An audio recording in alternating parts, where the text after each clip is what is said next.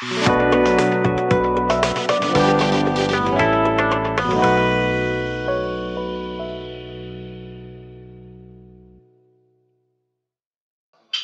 विद्यार्थी मित्रांनो, welcome two mission admission. तुमचं एकमेव डेस्टिनेशन आहे जिथं आम्ही तुम्हाला देतो best tips, success stories for academic excellence.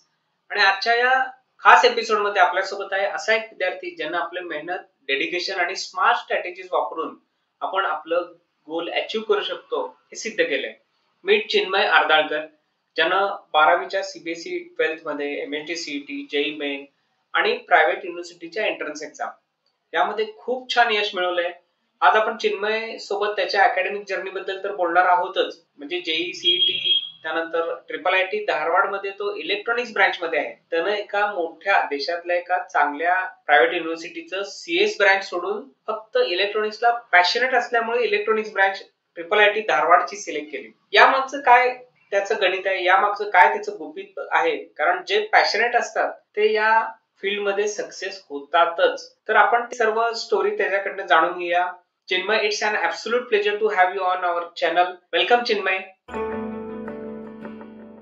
रास्ते भागे पाँव से आगे, जिंदगी से चल कुछ और भी मांगे, क्यों सोचना है जाना कहाँ, जाए वही ले जाए जहाँ, बेसब्रियाँ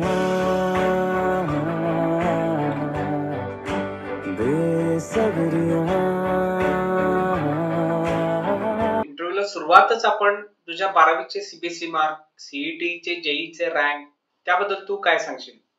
सो 12thच्या सीबीएसई मध्ये मला 93.6% होते. माझ्या जेई मध्ये माझा स्कोअर 95.8% आला होता आणि माझ्या एमएसटी सीईटी मध्ये माझा 98.09% आला होता. टू बी ऑनेस्ट, लाईक ह्याचं प्रिपरेशन मी म्हणजे करत होतो 2 वर्षापासनं, पण मेजर जो माझा पर्सेंटाईल जे मिळण्याचे हे आहेत ते माझे लाईक लास्टचे एक्झामचे टाइमच होता. एक last 3 months of my preparation, जेव्हा पीक लाईक जॅन पासनं एप्रिल पर्यंत जेव्हा पण लाईक टाइम फ्रेम होता तेव्हाच मेजॉरिटी ऑफ माझा पोर्शन कव्हर झालेला आणि लाईक तेव्हाच मी मेजरली सगळा स्कोअर करू शकलो आहे असं मला वाटतं. सगळ्यात महत्वाचा प्रश्न, ट्रिपल आयटी धारवाड आणि इलेक्ट्रॉनिक्स ब्रँच हे निवडण्यामागचं तुझं कारण काय होतं? So why did I choose triple IT धारवाडचा इलेक्ट्रॉनिक्स ब्रँच? इट्स बेसिकली मला इलेक्ट्रॉनिक्सची फॅसिनेशन आहे. मला इलेक्ट्रॉनिक्स आवडतं रादर दॅन CS आणि लाईक जे पण सर्किटल ब्रांचेस मधले वेगळे वेगळे कोर्स होते लाईक DSAI, CS. मला इलेक्ट्रॉनिक्स जास्ती आवडतं कारण त्याचं ॲज अ मेजर थिंग की त्याचं जे आउटपुट असतं ते फिजिकल असतं. So like you connect wires and you get the output physically. Whereas in computer तुम्ही कम्प्युटरवरती कोड करता आणि तुम्हाला ते कोड फक्त कम्प्युटरवरती इम्प्लिमेंट होताना दिसतं. ते मला तेवढा फील नाही, कनेक्ट होत नाही जेवढा मला फिजिकली एक प्रॉब्लेम सॉल्व्ह केल्याचा लाईक आनंद मिळतो. म्हणून मी मेजॉरिटीली इलेक्ट्रॉनिक्स चूज केलं. आणि तुला जेई प्रिपरेशनच्या दरम्यान कोणते चॅलेंजेस आले? How did you overcome them? So like माझा मेजर चॅलेंज मी फेस केला ते अँझायटी होती. मला खूप अँझायटी व्हायची. मी खूप स्ट्रेस घ्यायचो एक्झाम्स आणि मी लिटरली डिसेंबरमध्ये 2023च्या जस्ट बिफोर माय जेई मी खूप अँक्शियस झालो. मी मॉक टेस्ट द्यायचो. I couldn't even complete a single mock test for a week आणि लाईक मी ते मार्क्स बघून एवढा असं अँक्शियस झालेलो की काय होणार माझं, काय होणार. त्याला ओव्हरकम करायला मी बेसिकली पॅरेंट्सशी बोलायचो आणि पॅरेंट्सनी खूप सपोर्ट केला मला ॲक्च्युअली. म्हणजे मी त्यांच्याशी एकदम सगळं ओपनली शेअर केलं होतं. I could share everything. Like मी त्यांच्यापासून काहीच लपलं नव्हतं. त्यांना माझी सगळी रियालिटी माहिती होती. So they could help me out with this. आणि मेजरली थोडं मी सॉंग्स ऐकायचो, थोडं मध्ये ब्रेक घ्यायचो. सो माझा like major challenge is anxiety. आणि आय फील की दुसरे जे पण जे ॲस्पिरंट्स आहेत त्यांच्यासोबत पण हेच होतं की like anxiety is the major reason why they couldn't perform in the paper और why they can't perform in the paper. So अँझायटीला ओव्हरकम करायला शिकायला पाहिजे. सीईटी आणि जेई दोन्हीसाठी कशी तयारी केली? सो माझा जेई आणि सीईटी मध्ये माझा मेजॉरिटी फोकस जेई वरती होता आणि सेकंड प्रायोरिटी माझी सीईटी होती. सो जेई साठी माझी स्ट्रॅटेजी होती की मी माझे मेजॉरिटी मार्क्स केमिस्ट्री आणि फिजिक्सनी काढेन आणि I will get the good percentile from my maths marks, because maths तसंही टफर साईडवर यायचा and scoring in maths was little bit difficult. Plus माझा मॅथ्स थोडा वीकर साईडवर होता ॲज कम्पेअर टू माझा फिजिक्स आणि केमिस्ट्री. मी माझा फिजिक्स आणि केमिस्ट्री खूप सरळ प्रॅक्टिस केलेली so that I get a good percentile. whereas in CET मला थोडी स्ट्रॅटेजी चेंज करावी लागली होती, कारण फिजिक्स आणि केमिस्ट्रीचा 50% होता आणि मॅथ्सचा अलोन 50% होता. ओव्हर इयर मला सीईटी साठी मला थोडंसं पुश करावं लागलं होतं मॅथ. मी 1 वीक प्रायर अराउंड थोडं मॅथ्स घेऊन बसलेलो सीईटीच्या अगोदर, सो दॅट मॅथ्समध्ये मला डिफिकल्टीज नाही फेस करायला लागतील म्हणून. ट्रिपल आयटी धारवाडचा तुझा अनुभव आतापर्यंत कसा आहे? तर माझा ट्रिपल आय टी धारवाडमध्ये एक्सपिरियन्स खूपच चांगला आहे.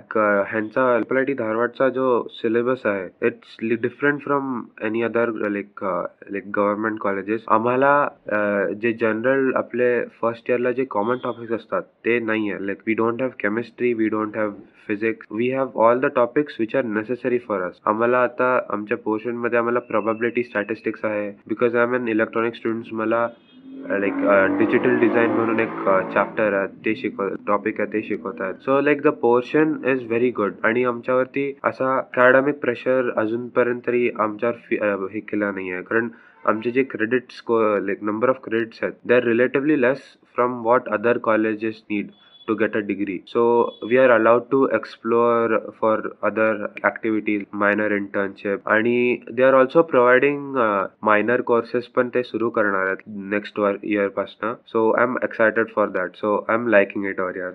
चिन्मय, तुझ्या मते सीईटी आणि जेई साठी ऍस्पिरंट्सनी कुठल्या गोष्टी लक्षात ठेवायला पाहिजे? महत्वाचे टिप्स आम्हाला दे. Like at the end of the preparation should start giving mocks, कारण mocks show the reality. कारण जे mocks मध्ये येतात that doesn't mean की तेच मार्क्स तुम्हाला जेई मध्ये येतील, पण they show where you are weak. तुम्हाला मॉक्स अनालाइज करायला यायला पाहिजे. Mocks are very crucial for like the preparation and end मध्ये तर मॉक्स खूपच जास्त इम्पॉर्टंट होत. आय वुड से की माझं मेजॉरिटी ऑफ द मार्क्स मी मॉक्स दिल्यामुळेच झाले असतील.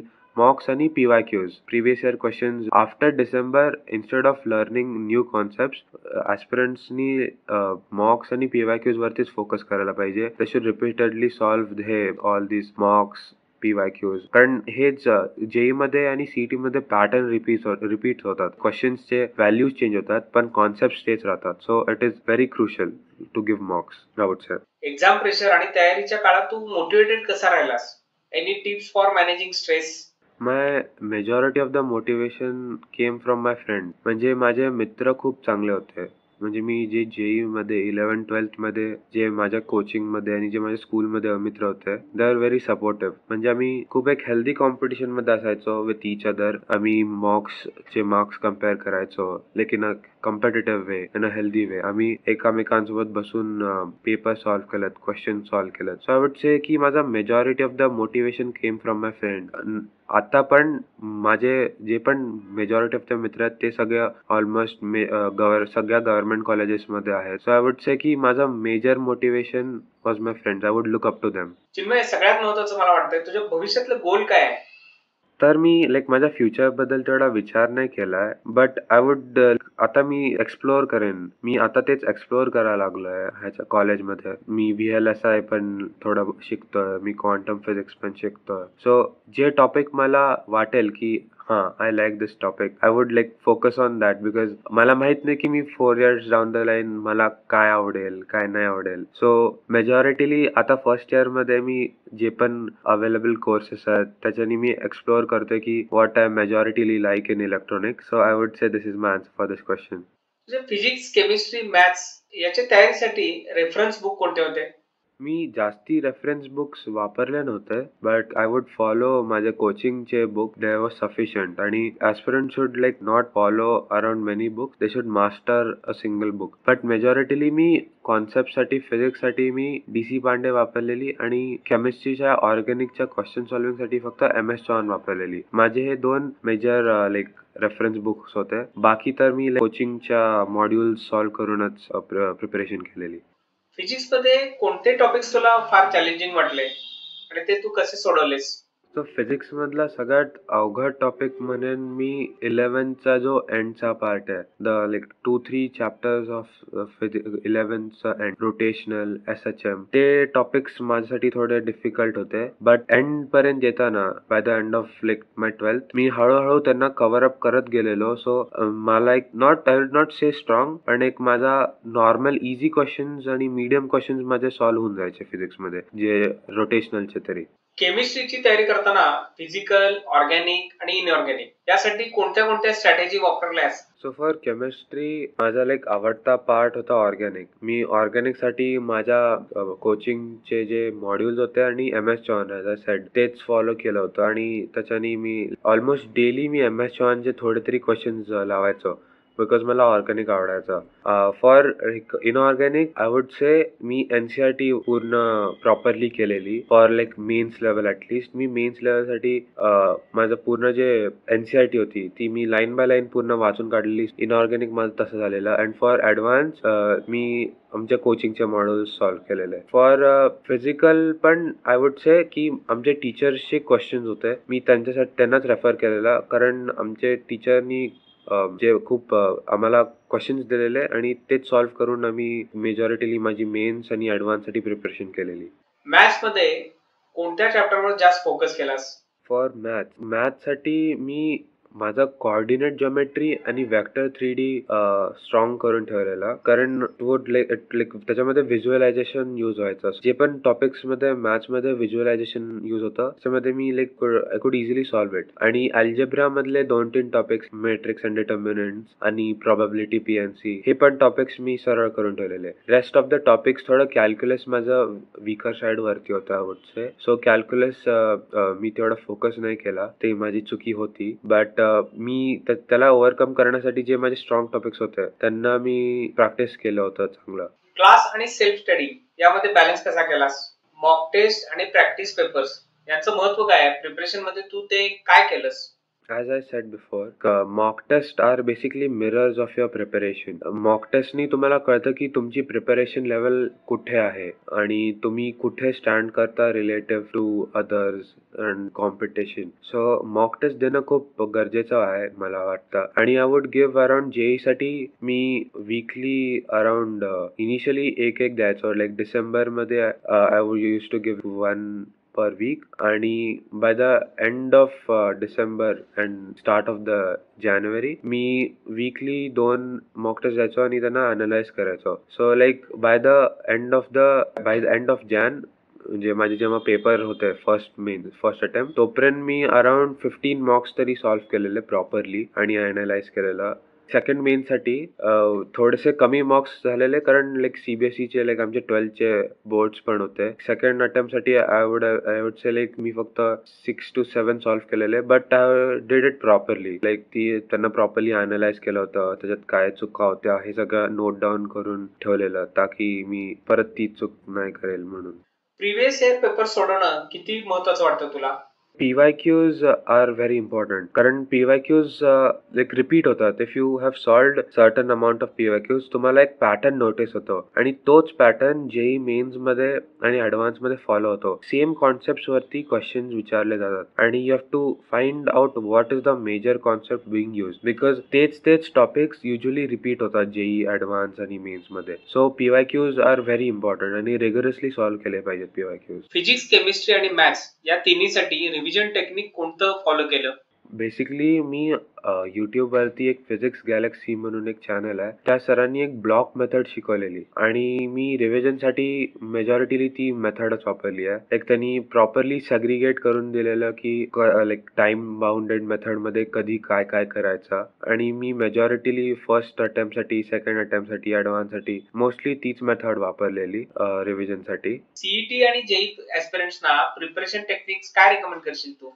Like a major preparation technique is making short note. म्हणजे majority of the aspirants short notes बनवत नाहीत, पण like me not all for all the topics, पण majority of the topics साठी मी short notes बनवून ठेवलेले. So it helps by the time you come to the final revision, ते short notes खूप मदत करतात. Your short notes should like consist of all the topics you have learned. जे पण तुम्हाला क्वेश्चन अवघड वाटलेले हे सगळे मेन्शन असायला पाहिजे त्या शॉर्ट नोट्स मध्ये, आणि तुम्ही एव्हरी रिव्हिजन मध्ये त्या शॉर्ट नोट्स ना इव्हॉल्व करत जायला पाहिजे. तुम्ही जेव्हा फायनल टाइम मध्ये तुम्ही ते रीड कराल, it will help you out, आणि तुम्हाला सगळे टॉपिक्स तुमचे जे पण वीक होते एका पर्टिक्युलर चॅप्टर मध्ये ते सगळे तुम्हाला कळतील, and you will not make the same mistake in your paper. So short notes are very important. JEE CET aspirant साठी काही खास टिप्स आहेत का, specially for those starting their preparation? Like for aspirants who are starting now, मी म्हणेन की start slow, build momentum, म्हणजे हळूहळू टॉपिक्स ग्रॅस्प करत जावा, and like just don't jump into it. असं डायरेक्टली तुम्ही डे 1 पासनं लाईक 10 तास स्टार्ट अभ्यास सुरू केला, अँड लाईक कारण ते होत नाही. You don't get the consistency, you don't get the flow. So start with 2 hours, 3 hours. By the end of your preparation, you should have your maximum hours. तुम्ही असं inconsistency नसायला पाहिजे. You should start consistently and you should study consistently. असं नाही की तुम्ही 1 महिना पूर्ण अभ्यास केला 10 तास, नेक्स्ट 2-3 महिने तुम्ही काहीच अभ्यास केला नाही. So this shouldn't happen. So you should consistently maintain your pace of studying, regularly studying. That is, I would say. तुला वाटतं की कोचिंग क्लास फार इम्पॉर्टंट आहे किंवा सेल्फ स्टडीचं महत्व काय? I would say coaching classes are important, कारण coaching classes मधले जे टीचर्स असतात आणि फॅकल्टी असतात, they are like well trained, आणि they know how the questions are. त्यांना पॅटर्न्स माहिती असतात क्वेश्चन्स मधले, सो ते तुम्हाला खूप लाईक इझिली गाईड करू शकतात की what all topics you have to learn. Second most important thing is the peer group. Like the friends you find in the coaching are also very important. जर तुम्ही एकदम studious group सोबत असाल तर तुमची लाईक नॉलेज लेवल खूप वाढण्याची शक्यता आहे. But if you are sitting with the people who don't study, it will not help. So जे अभ्यास करतात, जे एफर्ट्स टाकतात, you should always learn from them. You should be friends with them, कारण end of the day they will help you back, आणि हेच एक symbiotic relationship होतात फ्रेंड्स मध्ये. आणि जे मी मेन्शन केलं माझ्या आणि माझ्या फ्रेंड्स मध्ये होतं, it will motivate you like at the end Wien तुमची जेई प्रिपरेशन ॲट द पीक, जेव्हा तुम्ही पेपर देत असाल त्या टाइमला खूप मदत करतं. तुझ्या मते डिफिकल्ट टॉपिक्स कसे अप्रोच करावे?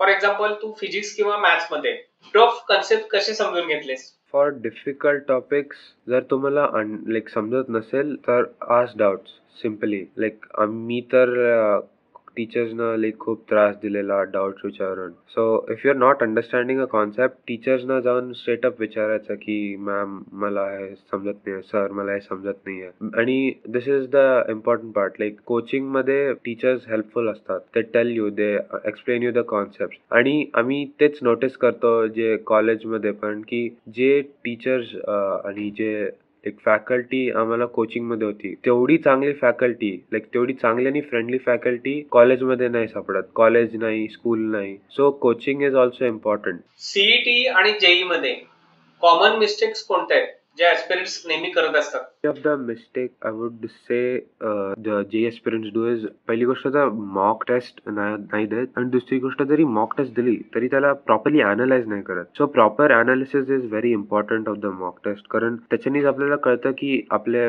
एरिया ऑफ वीकनेसेस काय आहेत, आपल्याला कुठे जास्ती फोकस करायला पाहिजे, काय कुठले टॉपिक्स आपले स्ट्रॉंग आहेत वगैरे वगैरे. And second important thing is like stay away from social media. म्हणजे डिसेंबर जानेवारी मध्ये when you have like your peak papers, तेव्हा तर सोशल मीडियावर राहणं इज व्हेरी बॅड. कारण you like just scroll doomlessly without understanding की तुमचा वेळ वाया जातोय आणि you should study instead of like scrolling on Instagram, YouTube. Like तुम्ही 1-2 PYQs एक्स्ट्रा सॉल्व्ह करू शकता. सो इट इज इम्पॉर्टंट की स्टुडंट्सनी social media at the end of the preparation तरी सोडायला पाहिजे. आता आपण इंटरव्ह्यूच्या शेवटाकडे आलोय.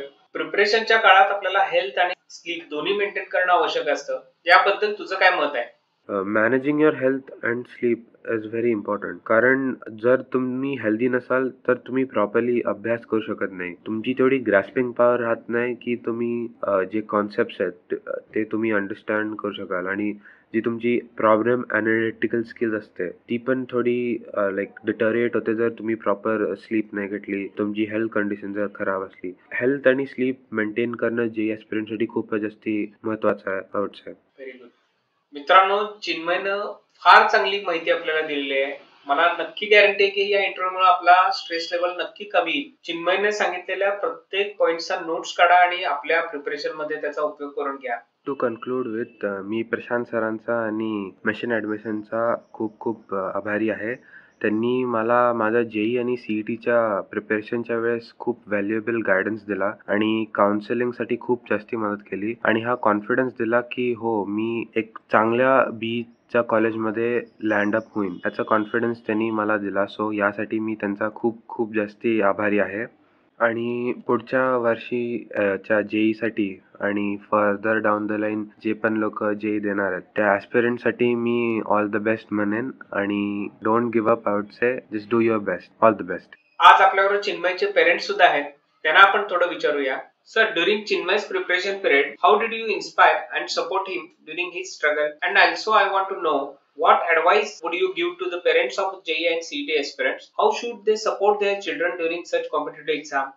Hi, my name is Pramod Ardalkar. I just wanted to talk about Chinmay. As a proud father and also as a proud parents, we are really lucky to have a son like him, as he has got the admission into his desired college. It was a long journey for him to get the admission into IIIT Dharwad. So he has started the preparation for JEE as well as CET examinations since long back, because it is a very important exam for the career orientation point of view. So he has taken the guidance from one of the private tuition for JEE, but for CET he has done the preparation on his own. He had given the equal weightage for the preparation of the JEE as well as CET. For CET he has taken certain mock exams which are available online, and also he has taken the guidance from his friends as well as from the teachers. As parents, I would like to say that the achievement or the success which he has got is completely on his own. We have just provided him the support during this journey. So support will be from the point of providing the logistical support or providing him the material which he has required, and also sometimes in case of certain downtimes, because there is some kind of low patches we face because of the pressure of the exams, we have to ensure that we provide him the motivation. From the motivation, I will say you have to get the mentor like Prashant sir, so that the interaction with him sometimes provide him the good motivation, because I still remember the interactions with Prashant sir, that Chinmay has got a good boost after the interaction. And some of the points which I would like to comment about the do's and don'ts during this journey, and the parents which also should take care of that. First is the health. Because of the pressure, the children, the kids, they try to lose the energy during this journey, because this is a long journey and at the same time very hectic journey. We have to ensure that the children, they remain energetic as well as the healthy during the journey. So take care of the food as well as the physical activity. Second thing I would like to say, they are reducing the screen time. So everyone is aware that the screen times are very energy consuming activities. So minimize the screen time. And third is that take care that ensure that we get the proper guidance from the mentor like Prashant sir, because it is very important at the time of the preparation of the exams, as well as at the time of going through the complete admission process, because we are going through the first time for this admission process. Sometimes we don't know what is the process, what are the dates, what are the documentation to be fulfilled. So definitely take the help from Prashant sir, who is a very knowledgeable person in this process. So what in say, the getting the guidance from he is very vital. So that's it from my side for today. I wish the best of luck for all the students for their competitive journey, and thank you. Bye. Thank you sir. मित्रांनो, हा पूर्ण चिन्मयचा interview आणि चिन्मयच्या पेरेंट्सनी दिलेले सल्ले आपल्याला नक्की उपयोगी पडतील. येणाऱ्या सर्व परीक्षांसाठी मिशन ऍडमिशन कडून ऑल दी बेस्ट. हा व्हिडिओ शेअर करा, लाईक करा आणि हा चॅनल सबस्क्राईब करा. All the best. धन्यवाद.